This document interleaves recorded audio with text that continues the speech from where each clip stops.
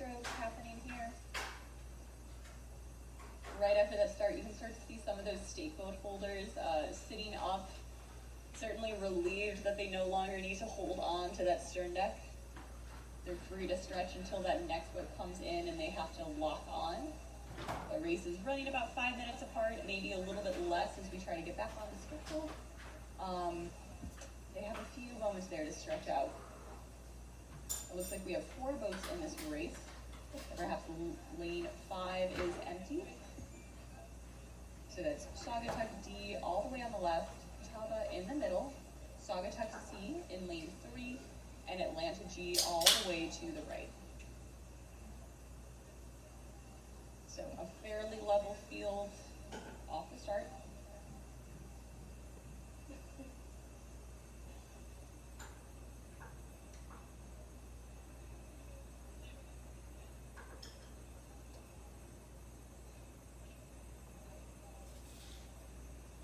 But that lane 4 top of boat, building up to a few seat advantage. They maybe have half a boat up on the Saugatuck C boat next to them, but Atlanta G in lane 2 not giving up. Again, these quads don't have a coxswain, so any of the steering is going to be done by the toe steering. So one athlete in this boat will have a shoe that is able to swivel. And so it swivels to the left or the right. It's going to move the rudder that's underneath the stern of the boat, and that steers the boat down the course. Obviously that can be a little bit awkward if you imagine almost doing a heavy squat or any kind of lift in the weight room with one toe pointed in.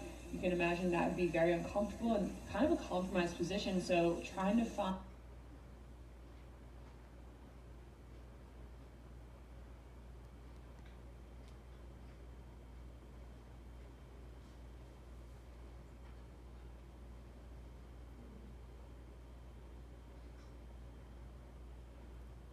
that point straight so that you can keep your foot pointed forward.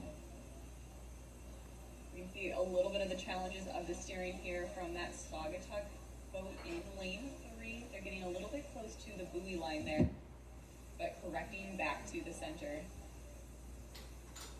I remember the first time I was describing how toe steering worked to a strength coach, and he was in complete disbelief that the sport would, expect me to give full pressure with a toe pointed in that direction, given how much time we spend in lifting, trying to just correct our form and make sure that everything is squared up.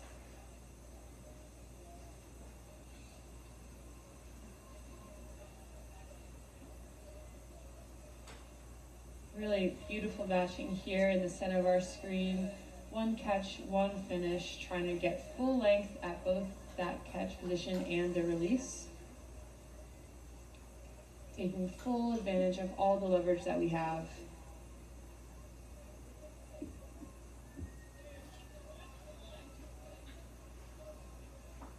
About 100 meters left in this race. Taba in the center. In this fluorescent Look at that acceleration.